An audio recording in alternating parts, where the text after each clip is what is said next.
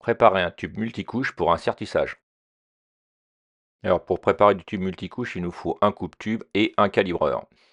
Le multicouche, c'est un tube assez nouveau qui a quelques années maintenant, dans lequel vous allez avoir une couche d'aluminium qui va permettre une imperméabilité à l'air. C'est beaucoup mieux, on aura moins de problèmes de boue sur ces systèmes. Alors, on va couper le tube comme d'habitude avec un coupe-tube, pas trop fort, et on va faire plusieurs tours en serrant légèrement la molette pour sertir le tube. Alors, quelle que soit la marque que vous utilisez, il faudra donc ensuite le calibrer et les basurer. Voilà, le tube est coupé. J'ai pris mon temps parce que je ne veux pas l'écraser. Ensuite, on va calibrer le tube. C'est important lorsque vous voulez faire un sertissage parce que vous voulez être sûr que le tube soit bien adapté au raccord.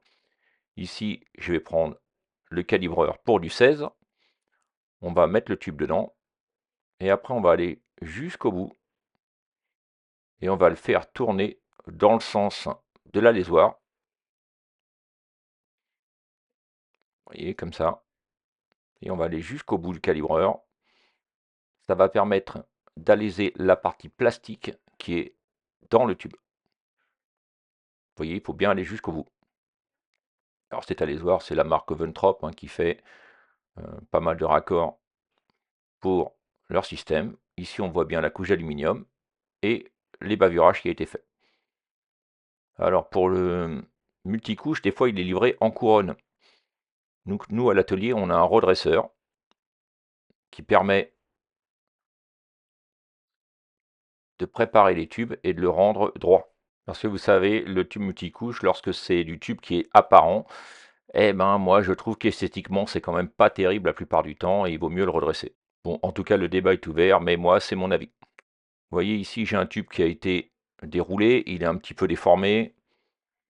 Je vais donc utiliser le redresseur pour le mettre bien droit. Et ici on adapte toutes les molettes sur le tube. Et on va ensuite, alors pas trop fort, ça sert à rien de trop le serrer non plus. Vous allez faire passer le tube plusieurs fois dans les molettes. Et le tube va devenir droit.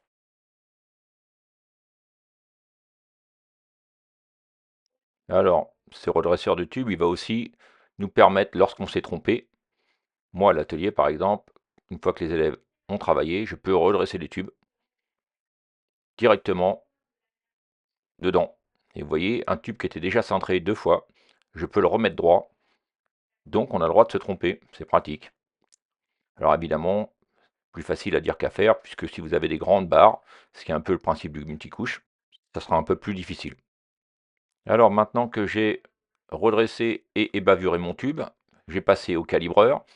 Je vais identifier le diamètre. Ici, c'est du 16. Je vais prendre un raccord pour multicouche. Et je vais bien vérifier ici, grâce au témoin de présence, que mon tube est bien au fond du raccord. Je vais ensuite le sertir en mettant bien le raccord dans les mâchoires de la pince, comme ceci. La plupart du temps, il y a un détrompeur ou quelque chose qui vous permet de bien vérifier que votre raccord est bien en place. C'est extrêmement important, sinon vous le cassez et vous êtes obligé de recommencer toute votre barre. Ensuite, on actionne le vérin. Généralement, il y a un clac et une libération de la mâchoire qui vous permet de ressortir le raccord, comme ceci. Et là, on voit bien, comme c'est un témoin de présence, et jusqu'au bout. Et en plus, le métal a réagi. Ça y est, vous savez préparer un tube multicouche et faire un sertissage dessus. À bientôt, n'oubliez pas de liker et de vous abonner. Merci.